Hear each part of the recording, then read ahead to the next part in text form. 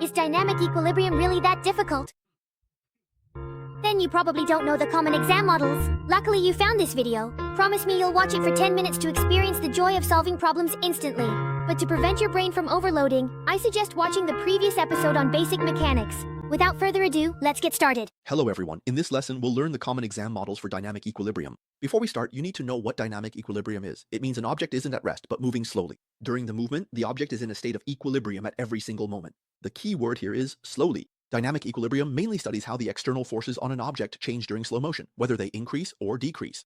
In high school, we only study objects in three-force dynamic equilibrium. There are 6 common models and I'll analyze them one by one. The first is the Y model. It's characterized by an object subjected to gravity and 2 equal forces at an angle. This model often appears in movable rope structures. Let's pick a moment, translate the 2 equal forces and form a triangle with gravity. As the angle increases, since the length of the gravity line is constant, to form a new triangle, the other 2 sides must lengthen, so the equal forces increase. Similarly, if the angle decreases, those 2 equal forces will also decrease.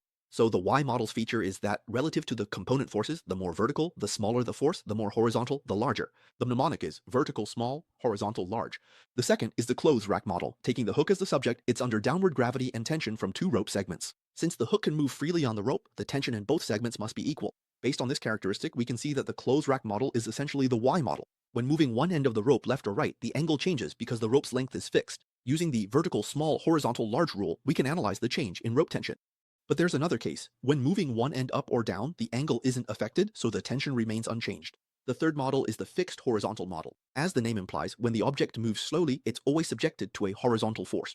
Taking the knot as the subject, it's under rope tension equal to gravity, horizontal tension, and upward slanting tension. Translating at any moment, the tensions and gravity form a triangle. As the knot moves up, gravity stays constant while the other 2 sides lengthen, so both tensions increase. Similarly, as the knot moves down, both tensions decrease. So for this model, relative to the slanting force, more horizontal means larger tensions, more vertical means smaller. The mnemonic is also vertical small, horizontal large. The fourth model is the fixed slant model. As the name suggests, the direction of the slanting force is fixed, while the other force rotates around the point of application. This model often appears with objects on an inclined plane. Taking the block as the subject, it's under a normal force and an external force F. Translating at any moment, the forces form a triangle. Since gravity is constant and the normal force's direction is known, as mentioned before, when the resultant and one component's direction are known, the other component has a minimum value. So as force F rotates from horizontal, it first decreases then increases, while the normal force continuously decreases. The fifth is the fixed angle rotation model, or Lami's theorem, where the angle between 2 forces remains fixed as they rotate together around the point. It's hard to compare side lengths at different times in this model, so we need to use the law of sines from mathematics. Let's briefly explain this conclusion. In any triangle, the ratio of each side to the sine of its opposite angle is equal. With the angle between forces fixed as theta, these 2 angles both equal 180 minus theta. Let's call this angle alpha and the other beta. According to the law of sines, we can conclude that gravity over sine of 180 minus theta equals F1 over sine alpha, which equals F2 over sine A beta. Since this whole part is a constant value, when sine alpha equals 1, F1 reaches its maximum value. That is, when alpha is 90 degrees, F1 is at its maximum, and at this point F2 is horizontal. Similarly, when beta equals 90 degrees, F2 reaches its maximum value, and at this point F1 is horizontal. So we can draw a conclusion. When one of the forces approaches horizontal, the other force increases. When it's perfectly horizontal, the other force reaches its maximum value. The mnemonic is, you're horizontal, I'm at max. And let me tell you a secret, you don't need to memorize the derivation above, just remember the conclusion and you'll be fine. The sixth model is the similarity model. We mentioned this model in the first episode on static equilibrium. The principle is the same. It means the force triangle of the object is similar to the rope rod triangle in the diagram. If you're confused, go to my homepage and watch the previous video. This way, we can judge the change in force magnitude by the change in the rope rod triangle's side lengths during the object's motion. That covers all the knowledge points for this episode. Now for the quick solve session. Let's look at the first question. When looking down at a phone for a long time, the pressure on the cervical spine is greater than when standing upright. As shown, when looking down, the gravity on the head is G, the pull from the back neck muscles is T, and the support force from the cervical spine is N. Given that the more the neck bends, the larger the angle theta between N and the vertical direction becomes. Assuming the direction of T remains unchanged, how do N and T change as the neck bends more? This question doesn't seem to fit any of the models we discussed, so what should we do? It's simple, as long as you remember the core concept of dynamic equilibrium. First, translate N and T to form a triangle with gravity. Since the angle between N and the vertical increases, let's pick another moment and extend N in the opposite direction. And since the direction of T is fixed, we directly extend T in the opposite direction to form a new triangle. We find that in the new triangle, the segments for N and T both get longer, so both forces increase. Option C is correct. Now for question 2.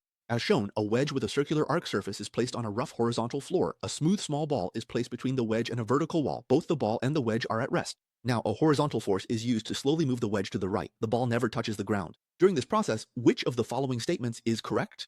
First, let's analyze the forces on the ball. It's subject to gravity, the support force from the wedge pointing toward the center, and the support force from the wall. As the wedge moves slowly to the right, the ball slides down. The wedge's support force becomes more vertical, while the wall's support force remains horizontal. So this is the horizontal fixed model.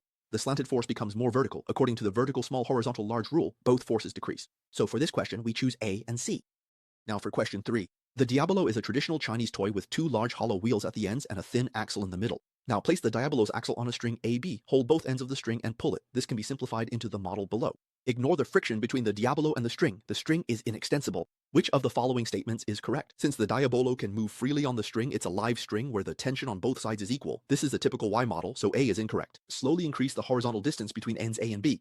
Since the rope length is constant and the angle increases, the rope tension increases based on the principle. But the net force of the rope on the Diabolo always equals its gravity, so the magnitude is constant. B is wrong. Keep end B stationary and only move end A slowly and vertically upward.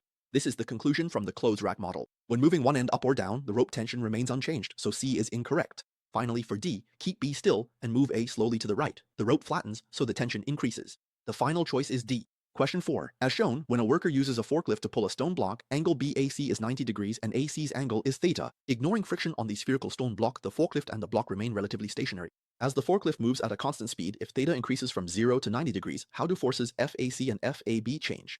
First, analyze the forces on the block. Gravity, the support force perpendicular to AC, and the one perpendicular to AB. When angle theta increases, the angle between the two support forces remains constant, making this a fixed angle rotation model. According to the rule, as FAC becomes more horizontal, FAB increases while FAC decreases. Therefore, the answer to this question is A. Question 5. As shown, a worker uses a pulley and rope to apply force F, lifting a steel part at the end of rod AB. The pulley is above A. During the lifting process, the light rod rotates slowly around end A. Determine the change in the magnitude of the pulling force F. Taking B as the subject, it's acted on by gravity, tension F, and rod support. Translate these to form a force triangle with gravity. Since there are multiple ropes or rods in the diagram, this is the similarity model. Connecting ABC creates a triangle similar to the force triangle. Tension is proportional to BC's length. As BC shortens, tension decreases. Choose A. That's all for this video. Due to time, multibody dynamic equilibrium will be updated later. Thanks for your support.